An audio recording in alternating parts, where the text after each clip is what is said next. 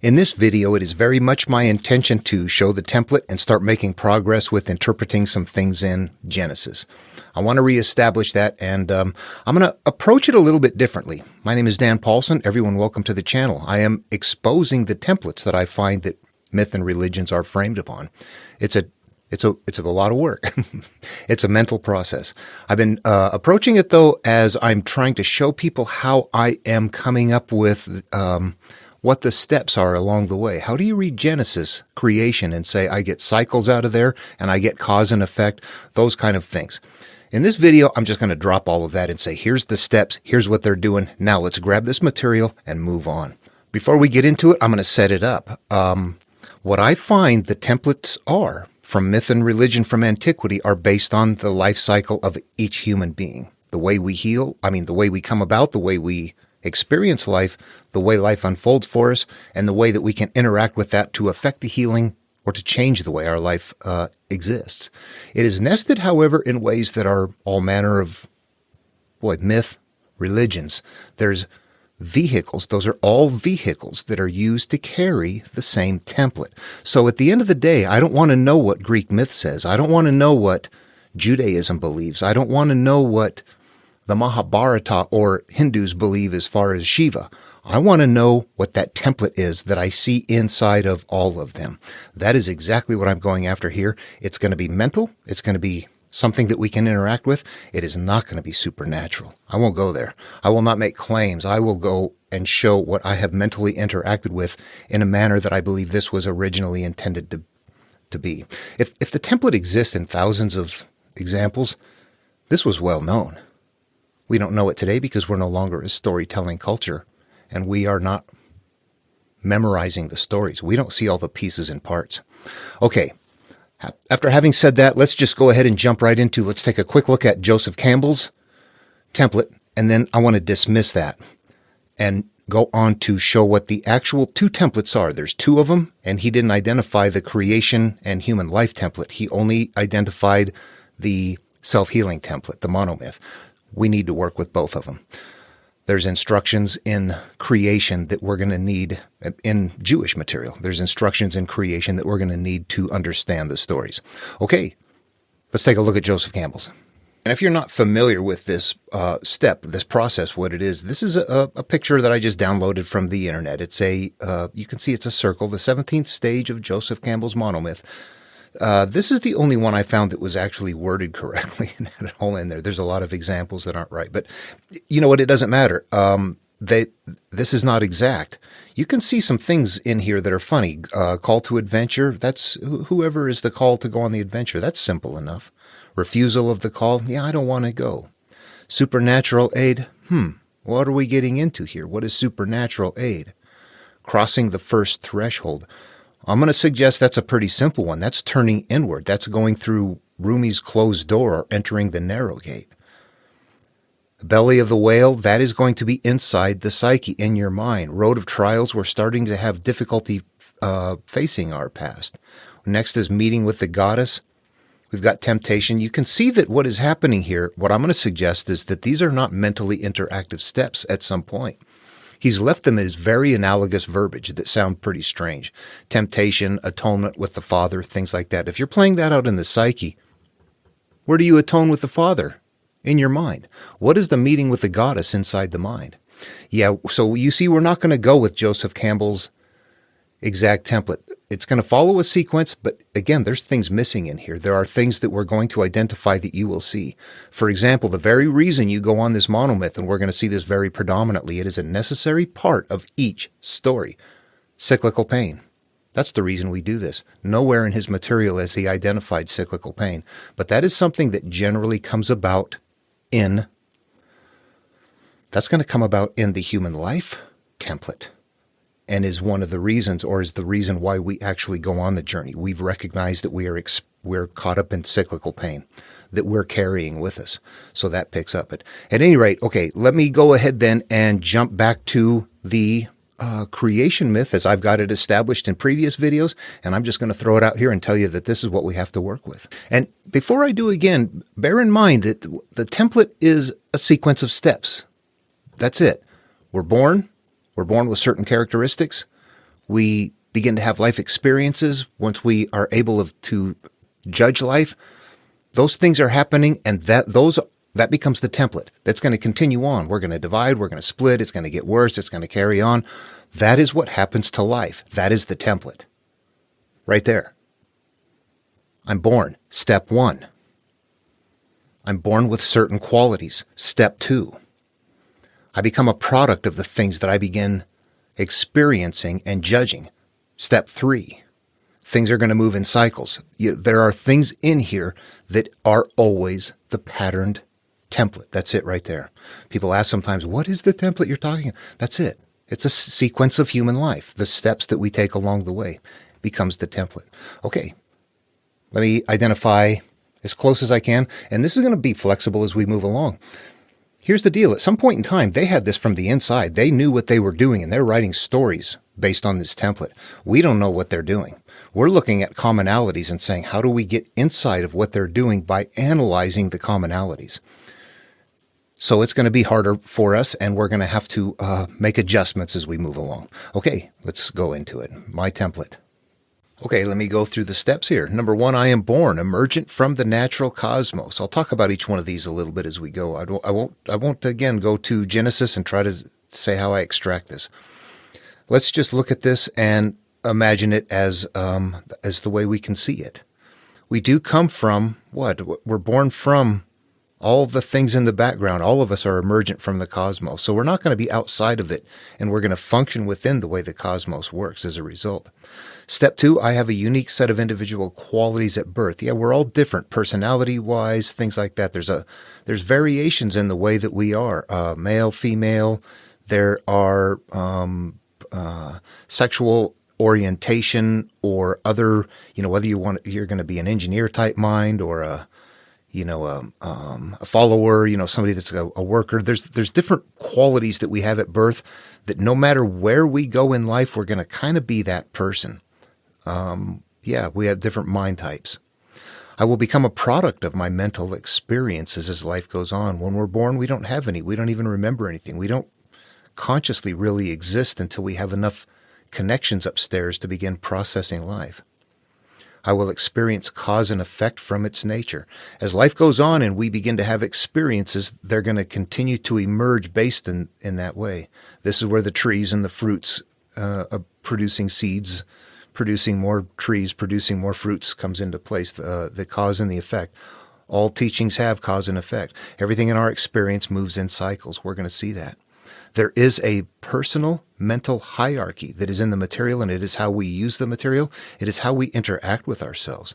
There is a higher being that is called God in Jewish and Christian, anything Abrahamic. The God is the higher being. That is the part of you that can stand outside of yourself as if you are the cosmos, some sort of a consciousness out there detached from what is going on. That is our connection to cosmos. When we're born, we're really right there. The conscious is what comes online. That's what we begin to have physical experiences through. Once there's enough connections, we're making choices. I like that. I don't like that. I want that. I hate that. And we experience the emotions. Oh, it doesn't feel good. All of the things that the mind is thinking and processing creates conditions in our brains to activate glands that makes us feel a certain way. And at first, there's not very much of that. We're pretty empty. The subconscious, that holds who we are. That is going to be who we actually, that's when we're not experiencing life consciously and looking at things with a new sense of wonder, and we're operating from the background. That background is the sum of our experiences and who and what we have become. At a young age, however, step 7 here, I've got, we develop until we're self-aware, not yet judging life, pure. This would be our naked, unashamed point in the Garden of Eden. We are conscious, we're self-aware, we're pure. Pure is a tough word right there. What that means is that we just haven't programmed anything into our minds yet that is hurting us. That would be like Jesus saying, the blessed are the poor in spirit. What is spirit? We have to interact with our mind, our thoughts. We want to clear all that stuff out. We want to let things go. We want to seek emptiness, like Buddha says. This is a point in time in our life where we are that way. We are happy, carefree. We have not yet experienced life and begin judging it. It's a good place to be right there. 8, we experience life in a mental and a spiritual or emotional collective, however you want to say that. I think it's emotional. It's mental and it's emotional. That is how we that is where we have our supernatural experiences, where we do exist in a collective together, and we can sense that to some degree. Some better than others, and sometimes when intensity is there, and sometimes not at all, most of the time. But it can, and when it does happen, it can be so obscure, it gets your attention. It has for me. But I can't sit here right now and do it. You can't turn it off and on. But this collective is really important. This is actually, if you look at Taoism, the way of life, how life flows, how we experience life based on what we're holding up in our minds. We tend to migrate somehow without knowing it towards situations which trigger us and that we fit within, and that when we cease to hold those things, we don't fit in those situations, and we don't have those experiences anymore. So there's actually a field there that we are functioning within together. And in Jewish material, that's going to be called how you are being graced by God. That's going to be how you experience your relationship with life. 9, we begin to judge life experiences and store them. So that's what happens. That's first sin. We begin to say, ooh, I like this, I don't like that. Yeah, all that is now beginning to happen. We lose our childhood carefree happiness as a result. We no longer are, now, before we would have appreciated anybody. Now we don't like, I don't like those kind of people, and I don't like that color, I don't like that religion, I don't like this, I don't like that teacher, I don't, whatever. We begin to wire with our experiences. 11, hurt begins to cycle from unresolved issues. This is where it comes in. This is where we're going to have things come into play. In the Bible, and I don't have it listed here, but in the Bible we've got Adam and Eve. That's going to be the conscious and the subconscious in this material. And what happens here, hurt begins to cycle from unresolved issues. This is after sin. This is Eve being told, you will now have pain increasing in childbirth forevermore. Of course, pain was already there in childbirth. They just grab what's already happening and create an analog out of it. But that means that the inner being, as long as you are producing this, whatever it is inside of you, it's acting out. It's going to hurt. And it's held in analogous verbiage that exists on the template. Yeah, those unresolved issues are going to happen out. We just have to look at that in life and go, oh, yeah, that does happen, doesn't it? Those things that I don't want to deal with, I keep them put away. They always make me feel a certain way. They emerge anyway. They don't stay. If they were tucked away and gone, you wouldn't think about them. They wouldn't hurt. 12, we continue to live life by judging the physical we experience. Now, this is natural and normal. When we start out in life, we don't know, what are we doing? We're looking at life and judging what there is. We see what's going on and we are wiring.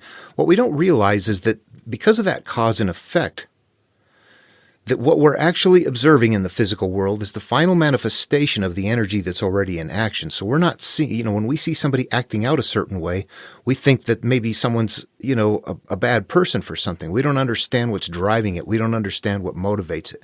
We don't understand the depths of it. So what we're doing when we see something happen is we're judging things not based on what is driving them, but based on what we see. We're not doing it correctly. We grow up that way. At some point, if we're the chosen person, let me go on. 13, this continues to grow if left unchecked. We are living from our judged physical experiences. That is what happens to us in life until we interrupt it, or unless we do. That's not what's happening yet, though. That what we continue to experience in life, and as we're looking at the physical and looking at people and looking outward and wondering why are they this way and that way and all these things, that we're not seeing the motivating force behind what is happening, then we are wiring, we are becoming really just like a part of that sea that's out there. We are now physically attached to the planet, to the earth. We are there. That's the story of Adam being told, you will now, you will now sweat from the land. This is you living the physical life now until you figure out how to rise up above it. Our good qualities are masked in the hurt of our emotions. That is the part where the sons of God come down and go into the beautiful offspring of man. That represents that bad things have happened to our love, our joy, our non-judgment, our acceptance. Those things have now been taken over by something else. So we're living a very hurt life, and this continues until interrupted or until death. That right there is everything from You are born. In the beginning, God created the heavens and the earth to the point where the world is raucous and out of control.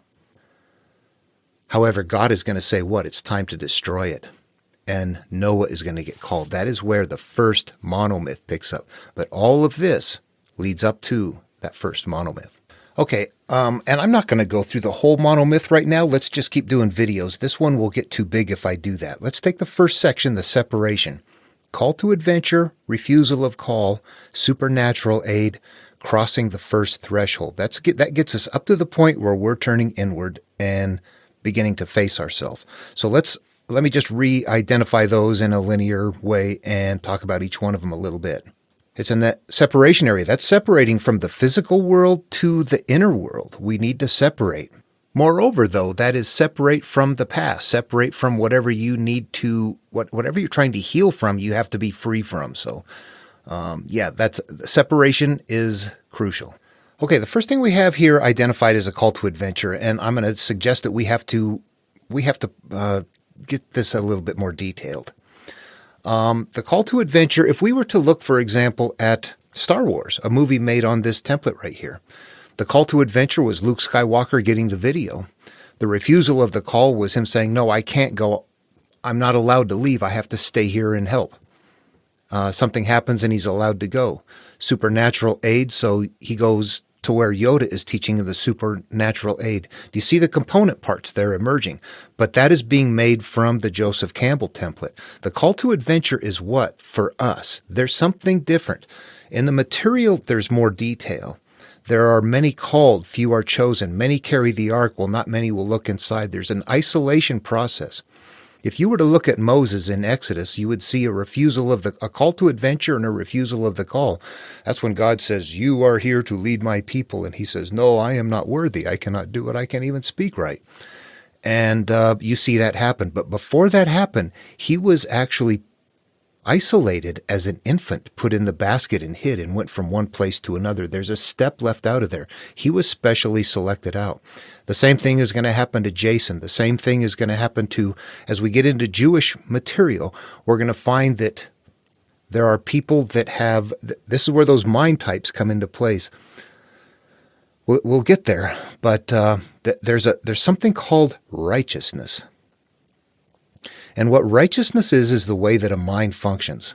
Seeking and knocking for righteousness means looking for the implicit truth. These are minds that don't listen to somebody and say, I believe that, I like the sounds of it, I'm carrying that book too. We have to know, we have to see. And if we can't interact with it, we don't say, I'm going to jump on board with that. We're the ones that find the template because we see that there's something different and that everybody else has got the emotional carrying shell that they are trying to fight over without realizing those are all the boxes with the template inside. The people that find the template are the people that go, yeah, there's something else there. I'm sorry. I don't care what you say. I don't care that there's a million of you that agree. I don't care what kind of degrees that person has. They're not turned inward. The farther they move along their path outward, the farther they get from the truth, not closer. There's something different. The call to adventure isn't anybody can do this. They're letting us know that there are not many people that will do this, that have the ability. So that's even more important. In the material, I'm not going to worry about that. The refusal of the call, oh boy, that's a tough one. I don't know that I see a refusal of the call. Perhaps in the story there is that would be what? If you're turning inward, it's more of a reluctance to face your fears. I need to deal with these things, but I don't want to. I got to talk about stuff I don't want to talk about. That would be the refusal of the call. Supernatural aid, that's important. That is exactly what this is right here. There isn't any supernatural aid. What there is a block of instructions. There's interactive steps in the material that we find. The supernatural aid is knowing how to extract the material from the arcs to get down to the template, but then how to utilize the template to interact in your mind, in your thinking with your higher being, your conscious, your memories, to unhook ourselves from our life experiences so that we can cease to hurt. That is what the supernatural aid is. If we were looking at, again, Moses in Exodus, call to adventure, come on, Moses, refusal of the call, no, I'm not worthy, supernatural aid. Here he is at the burning bush, crossing the first threshold. Oh, no, struggle to leave the past. This is one that Joseph Campbell didn't identify. There are cyclical problems, plagues coming. Pharaoh represents your life experiences. These are analogous terms. It all plays out inside. If I am on the hero's journey, I become Moses, talking to God, talking to my higher being. And I'm struggling to leave my past. And Pharaoh even says, yeah, go ahead and get out of here. But what happens? He is shamed and comes back after him. So we see this element of struggling to leave the past, crossing the first threshold then, going through the Red Sea. We see the conceptual parts of those elements in there. At any rate, that's what I wanted to say about those right there. Now let's take and just jump right into a little bit of the Bible from the flood story and see what we can unfold. And I'm not going to go in great detail on them. Let's just do a big overview of what is going on. All right, I'm not even going to pull them up and read through them. I hope everybody is up on Genesis enough to have the big conceptual ideas. I'm not going to get into incredible detail. There's a lot of detail in these that I'm not going to lay out in this one. We're going to look at some big parts. The world needs to flood. We've gotten to that point. Now Noah takes over. Noah has sons and wives with him. Those are all parts of who and what we are. We're getting on the ship. That represents us in the same way that Jason and the Argonauts would be on the Argo getting ready to go on their adventure. This is a similar concept. This came from originally Gilgamesh and later the Babylonian Atrahasis, the original flood stories. Sailing on a ship, being isolated from things.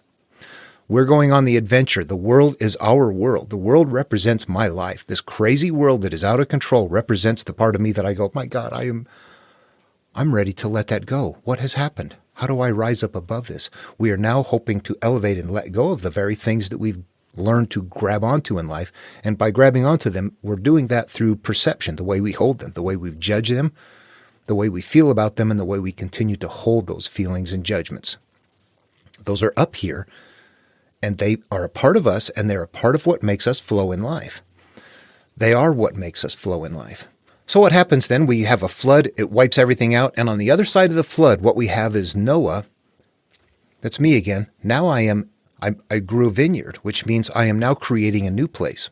My world has been wiped out. Now I'm creating a vineyard. I've shifted to an analog. And from that vineyard, from this new life, I am drinking wine. And I feel so good about it. I'm in my tent now instead of my ship. And I'm naked. Why? Because I have uncovered and unfettered from that 40-day flood. I've rid some things. Now I'm naked and I feel good. I'm not drunk and naked like we got to unwrap from the analogs. Naked was good in the Garden of Eden, wasn't it? We covered up afterwards. Now we're naked again. Oh, time to cover up. Something came in and covered us up. So it's gone bad. Then a lineage happens. And you know what? Every time you see a lineage happen, that means, and time goes by. Yeah, something happens, and then whenever a lineage happens, whatever just went wrong, time goes by. It continues to grow until you go, I got to do this again. And we get to the Tower of Babel, and what happens? It starts out where everybody is one. The Tower of Babel is who and what our structure is now. I start out at the beginning of that story. The tower isn't built. Everybody is of one. But as life goes on, I'm building this tower. I'm living my life experiences. And as I am trying to reach something through the physical, it's not working. So representative, what we have here is a destruction of all of that. This story is being told in the culture to try and explain why a single God created one people. But you can look around and see that that's not the case. Ziggurats are there and people with different languages are there. So how do we explain that? While keeping things on the template. Starts out minimal. Garden of Eden starts out nothing. Later on, it gets crazy. What do we have here? Starts out minimal. God destroys it. It gets crazy. It went from small to big and the destruction of who and what we are. Bear in mind, though, as you're going along and making these parts of your element, that your inner structure, who you are, your core belief, started out as the Garden of Eden was a place of ease, of wonder. It was a good place to be. The world became a complex place. That was you, your world. When the world is wiped out, We don't want to keep using the same analogs over and over again. Now your inner being just shifted from world to vineyard. And now we're going to shift from vineyard to structure, tower. But each of them represents an analogous manner that's how they're hiding the templates, the very small, short templates in massive stories. They just keep wandering around with those analogs, but they're always going to fit in the mental hierarchy and fit kind of the same thing. A structure, a field, your land, whatever. Jason and the Argonauts, where are you going to get the golden fleece? You're sailing across to the far side of the world where nobody's ever been before to get the golden fleece. You're going back to your beginning. All of them are going to be along those lines. Abram is called. Abram is told by God to go to the land of Canaan, but while he and his wife Sarai are there, there is a famine. A famine is a good thing. Spiritual. In here, famine means there is no input. This is fasting as to the world. Put real earlier, 1,500, 2,000 years earlier. So the famine was a good thing, but what happened? They left and they went to Egypt, they went to Pharaoh. That represents now going on and having life. First sin. What happens in this version? He gives up his wife, but that's the inner being. That is our conscious and our subconscious saying, I'm just going to give in to life. And as a result, I get animals and slaves. What are the slaves? Slaves are something you get from somewhere else. They're, again, analogs. These are not physical things you're controlling. These are representative of the idea that you have now picked up things that are a part of you that actually you're a slave to them. They come out of you. They act out. The animals represent the part of the physical. There's a balance. There's other things going on there. But you see, they started out with nothing, famine, ended up with slaves and other things. Different analogs, but it's going from a state of emptiness. There were plagues in the story, cyclical problems. And plagues hit Pharaoh, and that's when Pharaoh said, get out of here. This represents your past telling you, go, leave behind. There's a calling, moving on. But it's going to go on and continue to cycle that way. That is how these unfold. And the template is going to be that way. And we're going to see that they're going to start out small. It's going to get worse. All the people that are in there, if there's male and male, this simply represents the same idea that we are attaching to the world. Male to male means that I am observing a physical action and I'm making judgment calls based on that, and I'm becoming a product now of that judgment call. Or I am having physical experiences with someone else that are not to my liking. And because of those experiences, I'm continuing to accumulate things. Let's go party. Let's go drinking. This is not thinking things through. This is having a couple of guys having sex. This means a couple of consciousnesses doing something that produces an offspring that is going to be a bad offspring. Analogs. They play out up here. This means we're having physical experiences in life that are creating memories that are going to be hurtful to us, and that we need to know that that is what is there. In the meantime, it's carried in a way that the masses are going to carry it. You see why that selection process becomes so minimal right here. People are looking outward. I go find this site. I was looking around. You search for things and find funny stuff. There are tens or hundreds of thousands of people that will watch videos on how Jesus went to India to learn, or to Tibet or something like that. People look outward. Even if they don't believe the actual story, there's still some component, supernatural element that people prefer. That's not righteousness. Righteousness is the person who sees through all of that and goes, come on, that's all supernatural in one flavor or another. You haven't really changed much in the story. Anyway, okay, how was that for this video? Any questions or comments, feel free to jump in. I'm going to continue to work on things. There's still a lot of numbering things going on in Jewish material that perhaps makes it more difficult. However, most of us are familiar with the Bible, at least the people that, with what I'm doing here. I'm not as familiar with Greek myth, but Greek myth can be much simpler. To go through one story is one hero's journey complete. You go through here and there's a sequence of things going on and on and on, which represents the idea that if we have issues, think about it. If you're trying to resolve things, how difficult it is. One thing after another, we have core wiring. How about people that talk about deconstructing, that were raised through Christianity, that they've been given their entire life, their entire structure has been one of ease without even just a belief, faith, have this. And people can live with that kind of comfort, but that it gets out of proportion with reality, and then they start hurting people with that belief, which goes backwards. It's not the belief then that is the problem, it's the person. Yeah, there's deeper things going on that we need to understand, but we have to get to the template level to see that. We cease to judge things then by understanding that when we're observing something happen, that there's a reason behind it.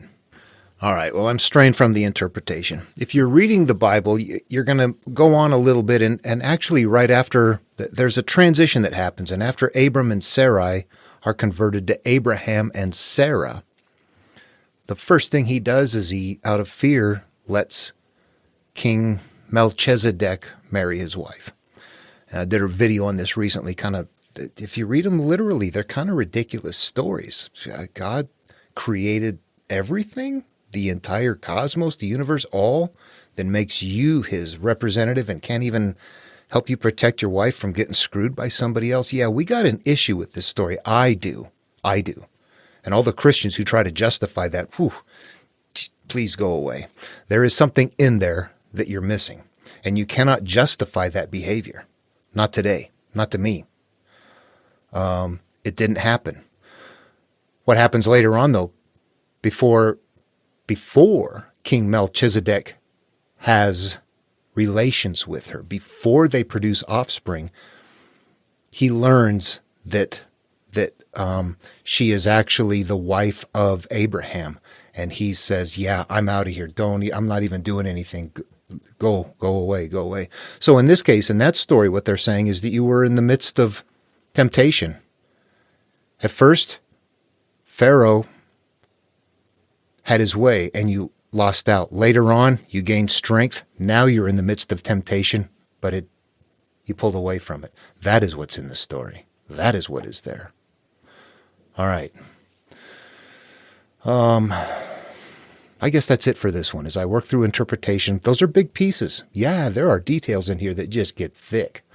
They did this for their lifetimes. Their media for their lifetimes. All day long. If they weren't talking or singing or sitting quiet. And if they're sitting quiet, they're probably going through this. They had these memorized. We don't. We're not looking at them correctly. We're struggling to understand. And the way they're written in the Bible and all numbered, sectioned up, everything like that makes it hard to see. It takes a while. All right. Well, that's where I am right now with interpretation. Hope the video was interesting. I know that there's some things that sometimes I have to just stop and go, you know what, let's just pretend like everybody already knows things. Here's how we're doing it. This is what's going on. See how it starts out small and gets big, small, big, small, big. Look at those concepts instead of world, somehow land, slaves, animals, all that. Look at how the story starts out with a calling and how it follows the pattern of decay. All right. Love one another. See you in the next video.